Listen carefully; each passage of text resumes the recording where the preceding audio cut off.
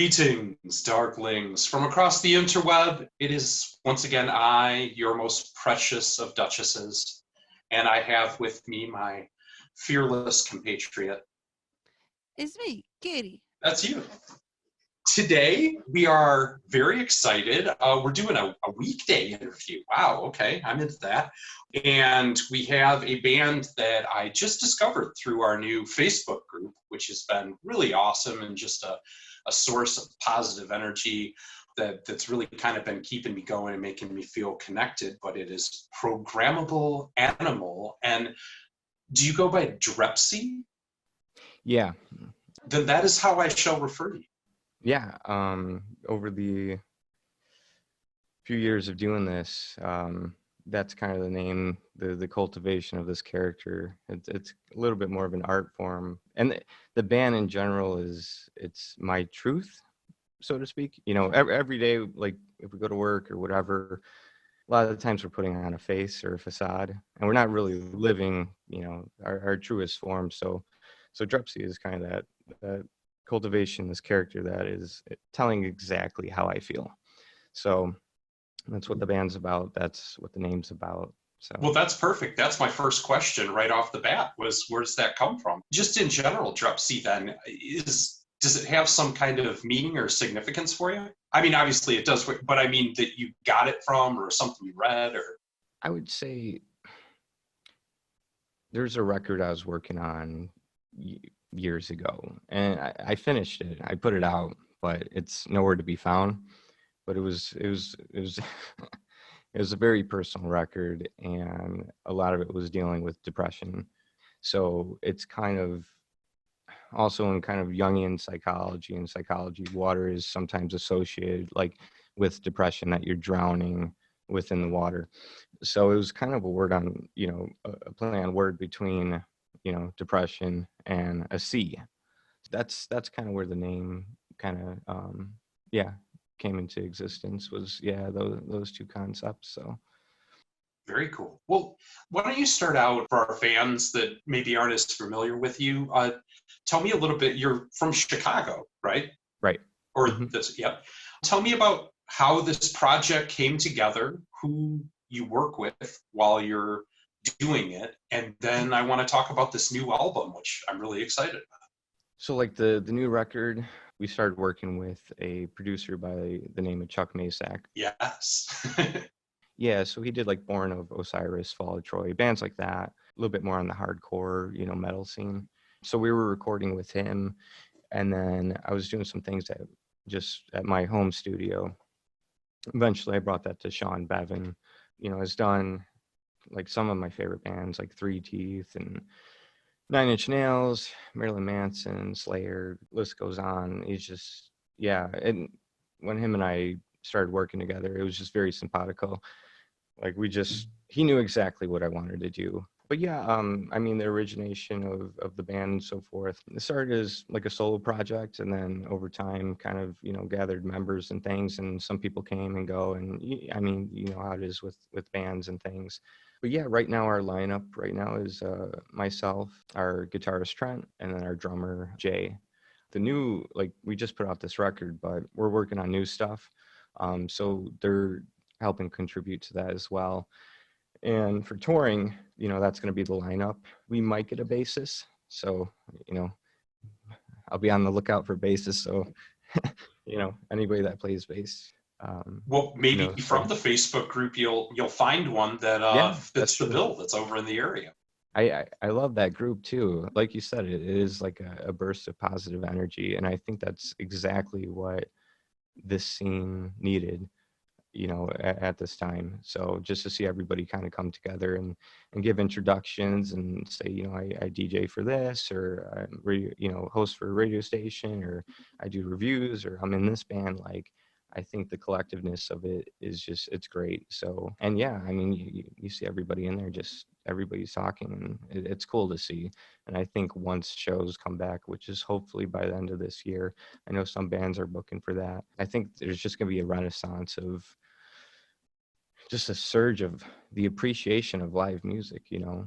No, I think we've all missed it. And no, I mean, that's a great point. I think the other thing that's been a lot of fun with that group, and I saw that a little bit today on something that you posted, is, I mean, yeah, we have a lot of musicians and DJs and people in the industry there, but also there's just a lot of music fans. And because of doing interviews and through the webpage and bands, I know there's a lot of artists on there that fans maybe get a chance to talk to, almost like that moment when you go to a live show, that you get to come up afterwards to the merch booth and say hi and get to kind of touch these people in real life a little bit. And I mean, it's only over the internet, but at least it has some of that feel. And I remember I saw somebody put a post on the album that, you know, I did a video for you guys today on there, and we're just saying how much they liked it. And then they saw that you posted down underneath that. And that's great to like see a connection like that. So the next thing I really wanted to get into is you mentioned briefly that Sean Maven was doing it. And I happened to see Curse Mackey had him on for an interview that I watched on YouTube the other day.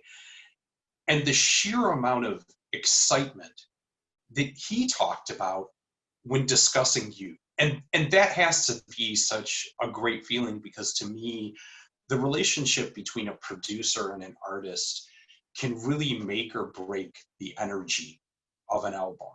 And I hear a lot of, you know, from the bands that he's done before, the production on your album here is so precise and so well done, but it has fucking teeth too. I mean, this is not, you know, your typical goth. You have a lot more edge to it, a lot more. I would almost kind of like throw back to some, you know, like new metal, like Korn or, you know, things like that, that it has almost like a prog metalish edge to it.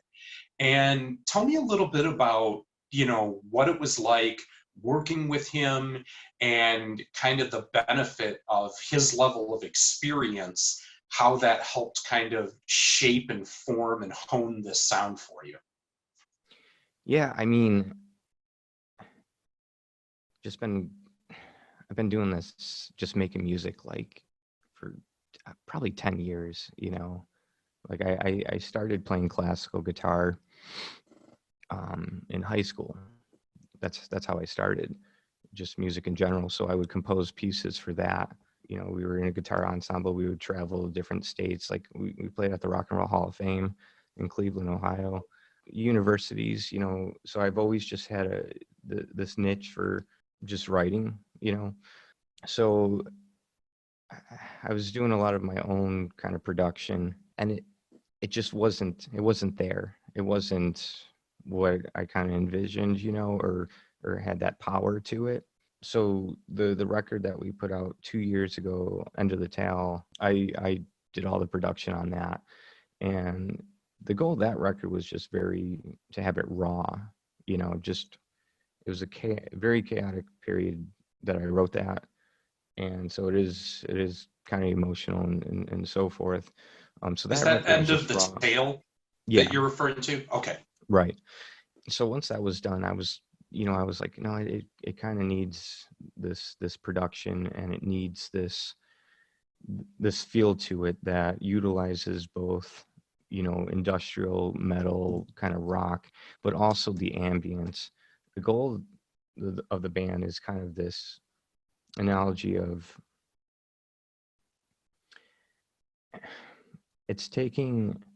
it's almost like a battle of flesh and soul. And so I find, you know, the flesh side of things is going to be more on the industrial or like the rock side, where the ambience is going to be more on the soulful side, because that's kind of what I view a lot of, like, we're a product of that. It's just this constant battle. And so I wanted to just find somebody that understood that. And when I sent it to him, the first song I sent was One Step to Hell. He resonated with it, and that was the key word. You know, he resonated, he felt something with it. So we did the one song, and he sent it back, and I was just like, you know, I was like, shit. I was like, yes, he nailed it. So I gathered some more songs, and I wanted to try to get, you know, at least 7 songs on a record. And so I just spent hours and hours just, you know, double checking every little detail, because I'm kind of a perfectionist. but all, each file, each, wave file, just making sure it was right. And then I sent everything to him, and then it was just like each song was like bam, just like perfect. And I was like, yes, that's it. Maybe slight little change, here and there, but he just knew. And that was the interesting thing about it. It was almost like familiar. That's hard to find. It's like you look at bands like Korn, you have like these five guys that started this band. It's like the odds in the universe for like five people to meet and just make kick-ass fucking music, it's so rare, you know. And it's hard to keep artistic people with those personalities on the same page over a period of time. I mean, it's a family, Yes. and that is not a simple matter. You have to really be intimately involved with these people, and so little things are going to come up just like a family. Yeah, and it's just cool because he did Three Teeth's new record, Meta War, and I was just like, I really love that record. And then you know having him be able to do this, and just the history of what he's mixed and what he's worked on and who he's worked with, all of that was just like, this is awesome, so very grateful for it, and just happy to like be able to make this art be the best that it can be. And with him producing it and mixing and engineering it, he brought it to life. I'm just excited. I'm excited for what's to come. And the record, people have been taking it well, and I appreciate that. I hope that answered. No, it did. It did. It was a long answer.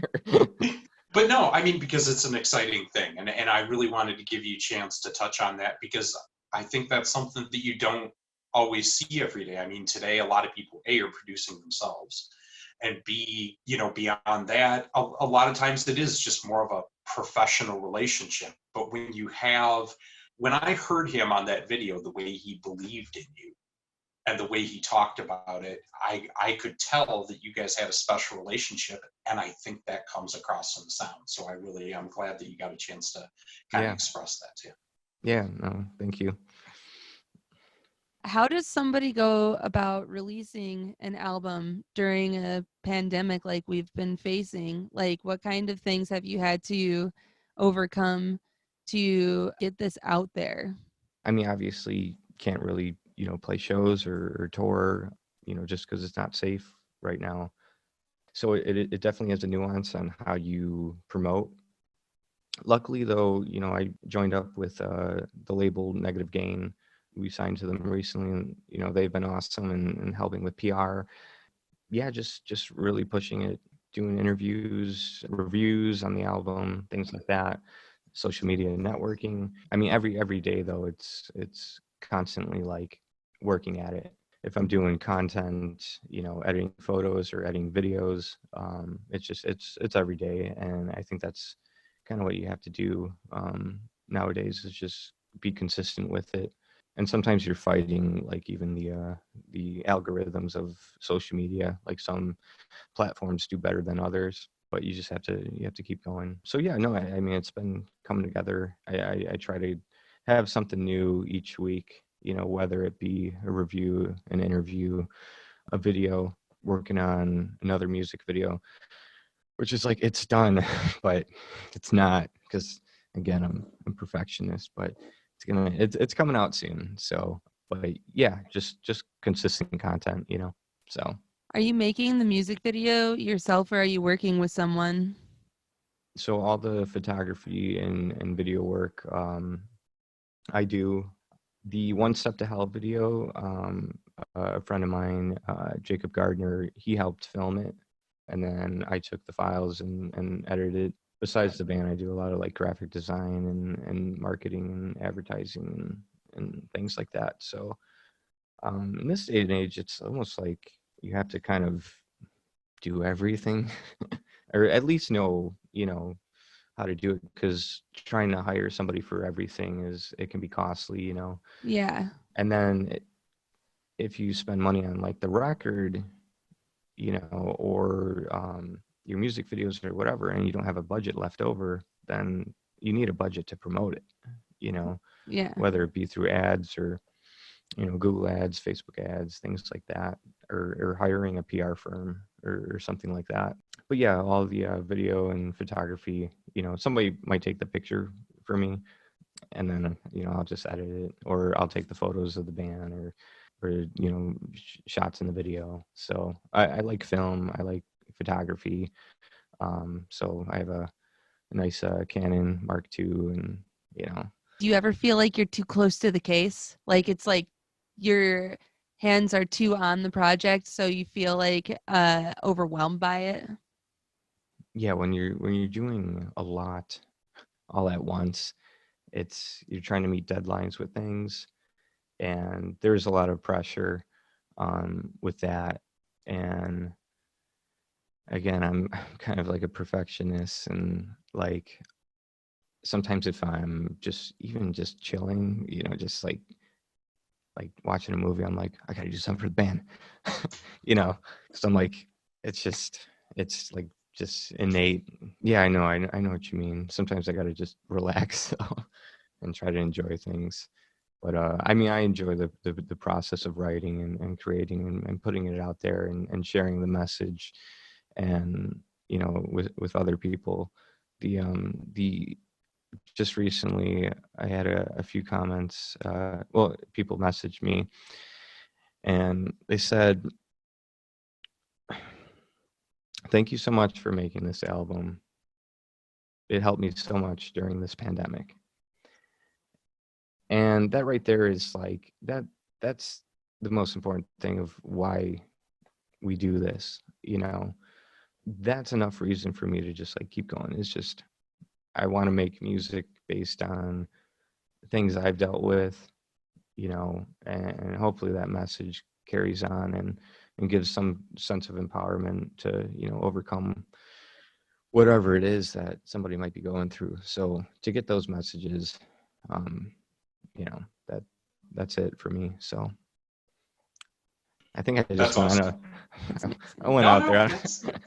I'm hey, straying from the path. You got. we're here to let people get to know you a little bit. We can take it wherever it goes. Yeah, The absolutely. next place I wanted to take it was I did that post a couple days ago and kind of talked about back in the day album covers. Like you would go to the local record CD store, and sometimes you know you'd take a flyer on a $5.99 CD or something if you just really liked the artwork for it. And this album in particular, the artwork on it was like that for me. I saw it and I immediately was like, I don't even know what I'm about to press play and hear right now, but I was just engaged in that artwork. And it was Sam Sheeran, a friend of yours, had done it. Tell me a little bit about kind of how that piece got chosen for the album cover and how it relates to the record. Him and I got in touch like years ago, and I always wanted him to do art because he's done art for like so many bands, like Rob Zombie, and like merchandise for like Rammstein, Powerman 5000. So I always wanted him to do something, and eventually getting this record done, I was like, Sam, I was like, it's time, you know. We're finally here. Yeah, what he did with it was awesome. He took the original logo I had, which it's the same thing, you know, with the Ouroboros and like the, you know, the triangle, and then the P and the A. But yeah, it's just a symbol that I really like. I like the Ouroboros is kind of this sense of rebirth, but also in the sense of like programmable animal. It's almost like we're programmed, and it's almost like we're in a cycle sometimes. You know, we're talking about, you know, maybe going to like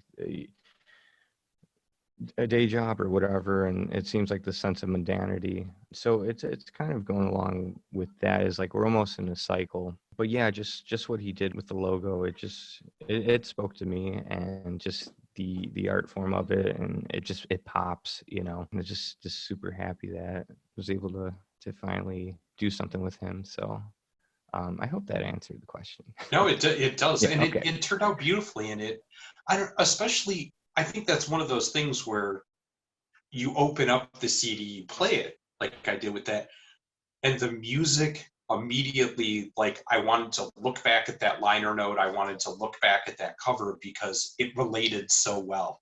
Kind of the metallic machinery grinding power of it, but at the same time all the sharp angles, and like you said, I mean, a spirituality to it of the Boros, and the, you know, the dragon, you know, within it. I just thought it was such a perfect mesh. Another thing I wanted to go back to that you talked about was a kind of the Drepsea character, but also to me in this album, the range of it. We've talked a little bit about the teeth on it and how hard it hits and the aspects of metal, but there's other songs on it like As Above, So Below, or on the previous album, my favorite one was Fate's Surprise. When I went back and listened, and especially with that video, it was such a departure, and I like the idea of the range in it. And when you kind of mentioned, you know, being about going through depression and working through it, to me, the ups and downs from song to song of the album are where that really comes across to me, and I feel it. Can you talk to me a little bit about how you tried to set up the peaks and valleys of this album in a flow, to, you know, create that effect? Yeah, I mean, in terms of writing this record, it was about a year and a half, and a lot of the songs are based on personal experiences, or just, you know, things that I've been dealing with, or whatever it may be. But yeah, it kind of stemmed with like Backstabber. It's kind of dealing with like narcissistic people, you know, who you think might be, you know, your friend or so forth, but in reality there's some alternative motive, you know, or something like that. And then just, yeah, the album title, One Step to Hell, again during kind of this crazy time of when I was writing it. Like one thing, for example, is, you know, yeah, dealing with narcissistic people, but also dealing with just people with drug addictions or drug problems, and how that kind of carried and came into my life a bit. Like one instance was having to perform CPR on a loved one because of heroin overdose. And so during a time like that, all you can do is keep doing, you know, keep pressing, and that's all you can do.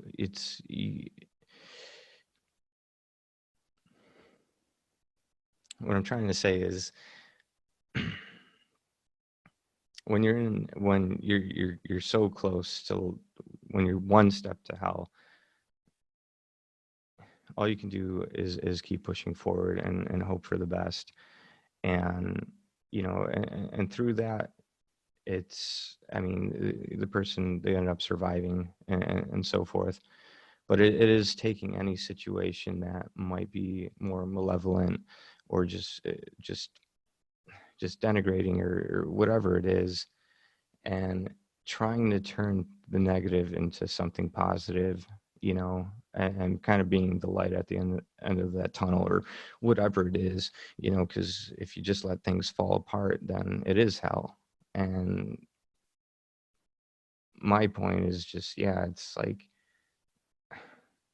having gone through depression, or having gone through things like that, it's terrible, and a lot of people deal with it. It's like over 20 million adults, you know, have had like a major depressive episode, in America. I wanted this record to be touching base on, you know, the effects of, again, kind of like these narcissistic people, effects of drugs, effects of you being so driven into chaos because of certain situations that lead you there, but to ultimately be able to pull yourself out.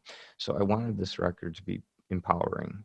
I wanted it to be, yes, we're touching base on the bullshit, but through all of it, it's, you can still overcome it. And again, like when I used to listen to music growing up, it gave me a sense of empowerment. And I think that has for just a lot of people in general, especially in like the goth or industrial or, you know, the rock scene or alternative, whatever it may be.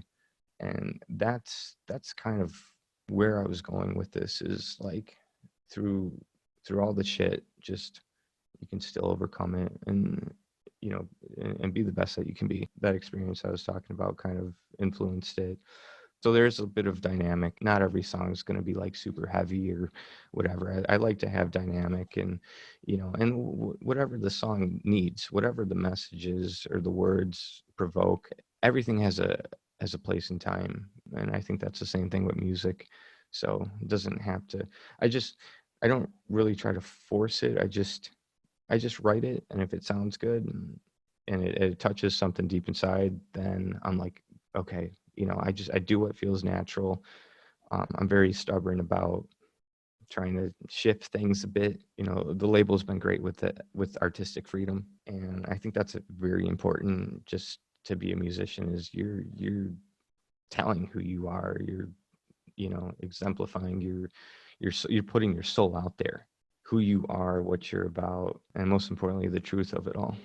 That's one of the things I always give a lot of credit to Roger and Micah in particular about, and their label, is that I feel like they always have such a wide variety of artists there. It's not an industrial label, it's not a dark wave label, it's not a, you know, they really have everything. And it's just that I feel like they're one of those labels that's really, really good about just saying, we like how you sound, and we just want to support helping you achieve that sound, not try and shape it ourselves in any way. Yeah. And I think that's one of the biggest compliments that I can give them as a label, is I really like how much variety is available in the music they do. And it's all fucking good, but it's just all over the place. And so that's got to be a lot of fun. And I think it also leads to, when you get a chance to go back and go on tour and stuff, having label mates that not all three of you are going to sound the same when you're at a show. You know what I mean? Like, you're all bringing something fresh and interesting to the table, and maybe make for some cool collaborations or remixes or something like that. Yeah, they've been great about it. And yeah, no, they're great guys in general. Like, I joke with them, and like, you know, it's the labels, it's more like family based. So really grateful to have the opportunity, and to work with them, and all the other great artists on there. All right, so I'm gonna lighten it up now. That was a good. And by the way, thanks for sharing with us. Sure, I absolutely. mean, that was, to me, I could hear the emotion in your voice, that, I mean, how personal this was, and it was a heavy thing to A, go through, but B, talk about. So I really appreciate you sharing that Oh with us. yeah, absolutely. That was very brave. So to lighten it up a little, we have a bit of a tradition here. When we do these interviews, we did one with Dog Tablet, which is Martin King and Jared Lush. And Colin asked Jared about his shoes, because Jared Oh, okay. has like Yeah, the yeah. coolest fucking footwear in the universe. Yes. And he said, do you have a particular pair of shoes when you're heading into the vocal booth that you need to have in order to just get in the right headspace and have that sound? And I've been pretty blown away. We've started asking everybody by the answers to it. So to you as well, what is the accoutrement that you need to put on yourself to get in that space when you need to get that perfect hot vocal take? One, I have to take something off. It's Okay. So let's start with that. It's the shirt, like, and even on stage, like, it comes off. I don't like it on, you know. You gotta sing shirtless. I love it. That's Yeah, awesome. it's got to come off. Besides that, with like shoes or something like that. Well, anything, whatever your ritual is, that your shamistic device that gets you there. I collect Adidas shoes and like clothes and stuff. So when I'm not, you know, gothed up and so forth, I have so many Adidas. Like, it's like my favorite shoe. I also like Doc Martens. Like the Can't go boots and wrong stuff. there. Those will last you a lifetime. Yeah. But yeah, Adidas, like I'm always like wearing those. I think I wore, yeah, in a couple music videos, I wore some Adidas, or three of them. I think, yeah, three of them. That's kind of my thing. Adidas. Probably when we can tour, you'll start to see me in some of that stuff. So, but yeah, no shirt, pants stay on. No shirt and Adidas Uh-huh. snakeskins. I love it. Yes, Adidas and underwear. No, that stays on. I don't go. I was going to say, that. that's getting real personal now. Damn. Okay. Yeah. Yeah, you heard it first here. That's an exclusive. You're so well spoken and you have such a strong philosophy on your music and your life. And there are so many things about you that seem like they're references to you having kind of this punk rock, but super literate type of past. Like, do you read a lot? Yeah, I do. I do read a lot. I'm big into like Carl Jung, and I like reading like philosophers like Nietzsche, and even like things a little bit more touching base on like spirituality. But I do really like psychology. When I was going to get my bachelor's, originally I was going for psychology, but I didn't feel right, to like, I didn't want to do the 8 years. And I was like, I need to do what I want to do. And that was music. So I ended up switching to music business. So yeah, I try to, read up and, and really just try to solve things, even things that I'm going through. I used to be big into politics, but not so much anymore, just because it's so crazy, the dichotomy that has happened. Those are the main things, not so much politics anymore. Well, do you have one for us then? What is one book? I know Katie's asked this question before, but one book you feel that everyone should read right now if you haven't yet? If you had to choose one that you really think like shaped your experience. There's this book that I read that I think seems like it helped a lot of people with going through certain issues. 12 Rules for Life by psychologist Jordan Peterson. I really like that. Yeah, I mean, I feel like, yeah, if I had a recommendation, I know people have views about him, but in terms of, I think when it was so crucial, why you started to see an increase of depression and over 40,000 suicides a year just in America.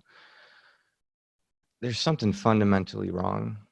And I feel like that book kind of touched base on giving importance back into life and working through certain issues. So yeah, I do like, I did like that book. So there's others like, that are, I could go into, but they're more psychology or philosophy, growing epidemic of, of like a psychological issue that's, tapping into the masses. So say, as we all hope that things do start to get back to some semblance of normal. And as you said, I said before the show, I was really excited that I think we're going to try and go out and see Twin Tribes and Wingtips in the fall, that they're scheduling it and trying to go ahead. What is, whether it's people that are label mates of yours or just anybody in the world that you can imagine, if you could go out at the end of this year and the vaccination goes forward and things are getting back on track, what show would be your dream? Would you really want to play? So like a band we would want to tour Yeah, with, like a or band you would tour with and where you would tour with them. Three Teeth. Three Teeth? Okay, that's a good one. That'd be a really fun show to do, I bet. With industrial music and metal, how they're combining those two. Yeah, I just like it, and I think our bands would fit well together with the sound. Yeah, we'll see what happens. I think that would be one of the few people you could play with in our genre, where you would end up being the more soft-spoken of the bands playing on it. Like, I think they might be one of the few that are probably even harder than you are on the edge of it. So we'll see. We'll see. I don't know. Maybe. So tell us a little bit about, I mean, you had this album come out recently, but of course in this industry and this, it's always you do one thing and then it's the next thing up. What are you excited about looking forward to the future, and what's kind of the goal that you have for yourself by the end of this year? Well, working on another record, so looking to get that done. Have you already started on it, jumping in? Yeah. Nice, So that's awesome. Already working on that. So that maybe might get done this year. That's kind of the goal. Besides that, yeah, we're trying to get another music video out there. Touring, that would be the other thing. Yeah, just staying active. Just keep creating art and putting it out there, and just staying focused with that. Yeah, I think for this year, those are probably the main goals. So I think the last thing that I really wanted to ask to get a perspective of from you is, when you're going into your creative process, and you've kind of talked about almost doing a character and getting into that headspace. Now that you're going to, as you said, you're bringing in other members to the band, which is kind of new. I mean, this has always been so personally related for you, and now you're going to bring these other pieces and elements, and that always can be great in what you're taking away, but also complicated, right? I mean, you're not just the dictator on high telling everybody where to go and when to go. What do you think you're going to have to change in terms of your mindset to be able to work as a cohesive unit within that? And how do you think it's going to add something that maybe wasn't there on this record when you're getting those voices in there? Who are those people that aren't on camera with us right now, and what voice are they going to be able to bring to the music? So Jay right now, he's on drums, and so I've been sending him some songs, and like I might have the drum part kind of written out, and just having him kind of see if he can tweak it, or add more flavor to it, or if he has some ideas, because sometimes just sending things out or getting a different perspective, it can be better than what you originally had in mind. So I'm definitely open-minded in that sense. And then Trent, he's on guitar. I've been friends with him for some time, so there's been a couple songs that we've been working on. Again, it's bringing a different perspective into kind of like your safe area, so to speak.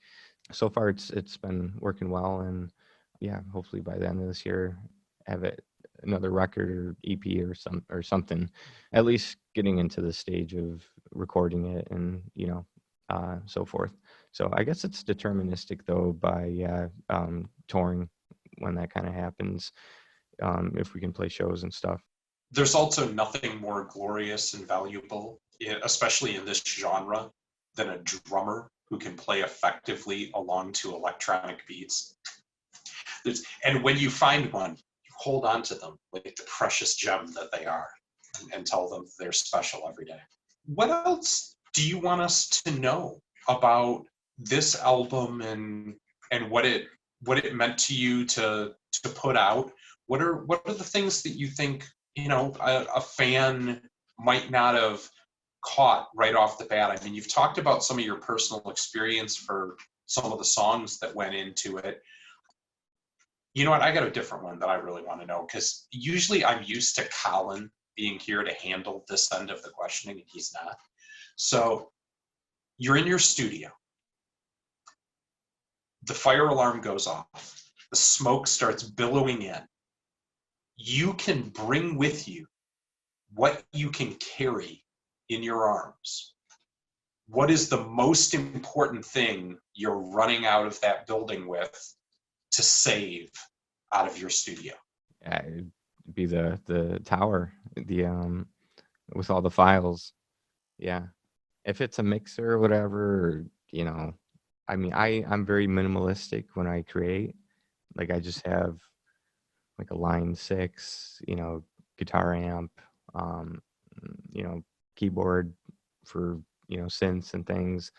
But a lot of it I'm doing just internal, and sampling sounds. That whole idea of music concrete, where you're sampling sounds from nature, bringing it into the music, and then kind of just distorting it and fucking with it,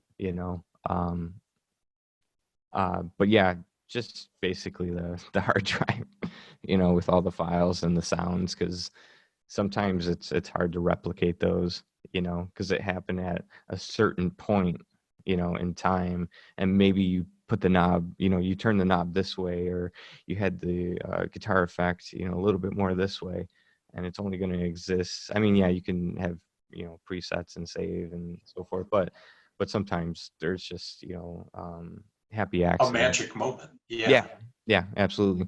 So that would be it.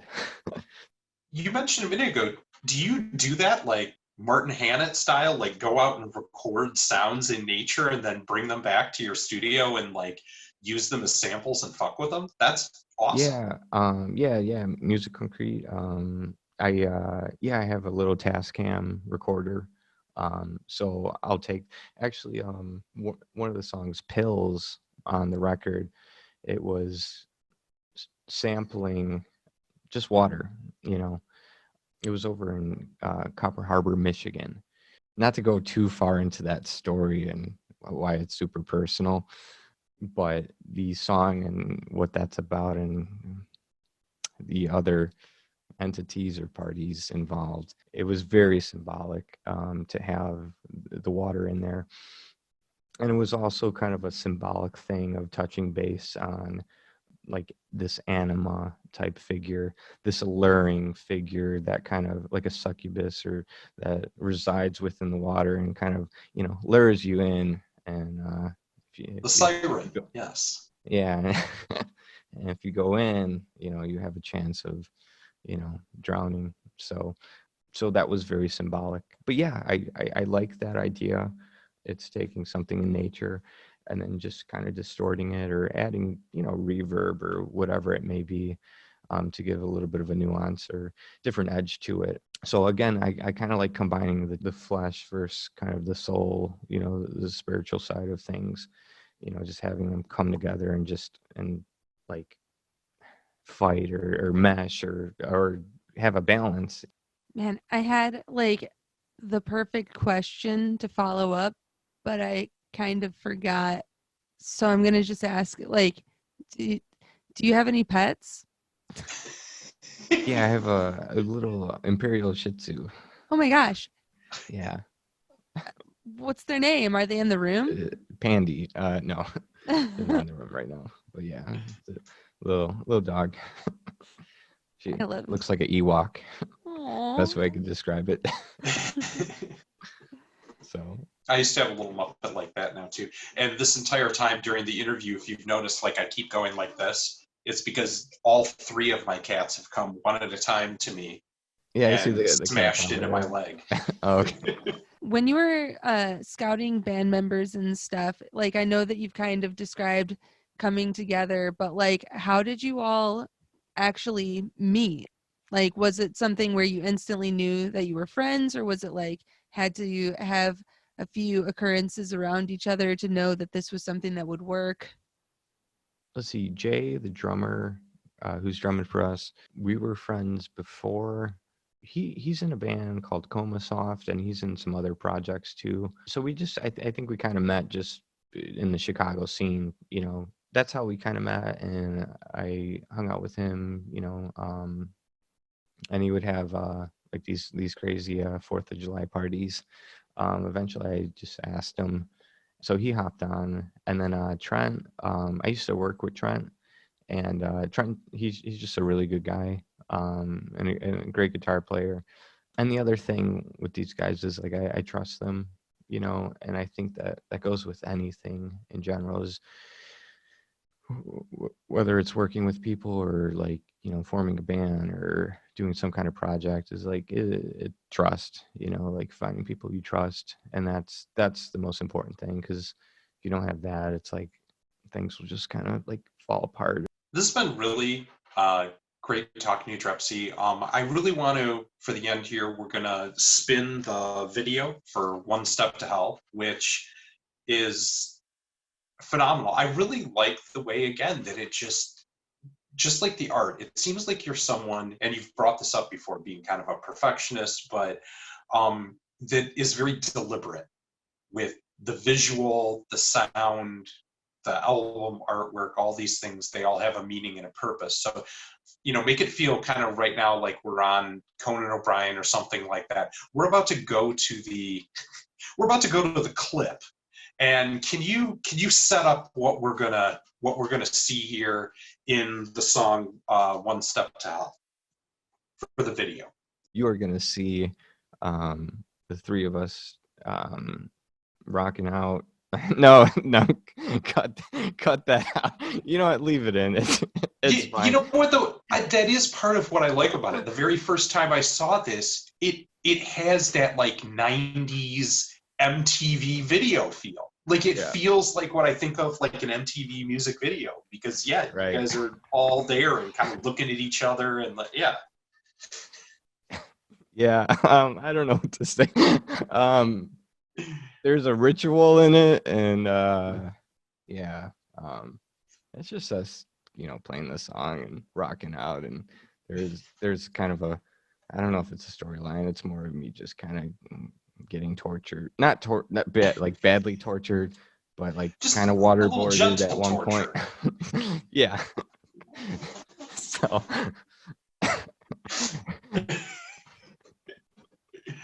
Nice. I hope that's okay. It's always fine. Yeah. So this is going to be the video One Step to Hell by Programmable Animal off the same self-titled album. Everybody enjoy. I appreciate you coming out, and keep it dark, yo. Oh, hit subscribe. Everybody hit subscribe.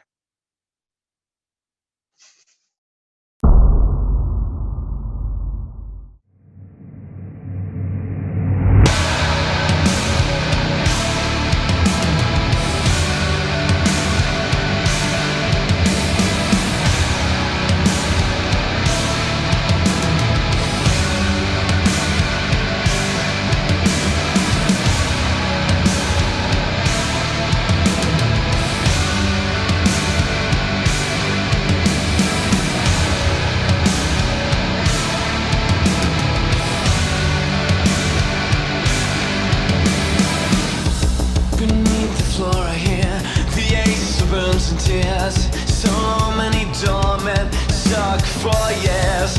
Maybe you'll be there. Your choice is there. Are you just driving straight to hell? Oh, have you fell? Oh, will you yell? Letting the lines blur into the gray. Crawley will kill. The coat of iron will. I've seen it all before. Break this evil spell. Lifts me up to somewhere better. Somewhere I can breathe. I'm reaching for you. Break this evil spell. Lifts me up to somewhere better. Somewhere I can breathe. I'm reaching for you. I float above, grasping towards the sky. The sins of my past pull me right back into the fray. I'm not okay, trying to make sense of this pain.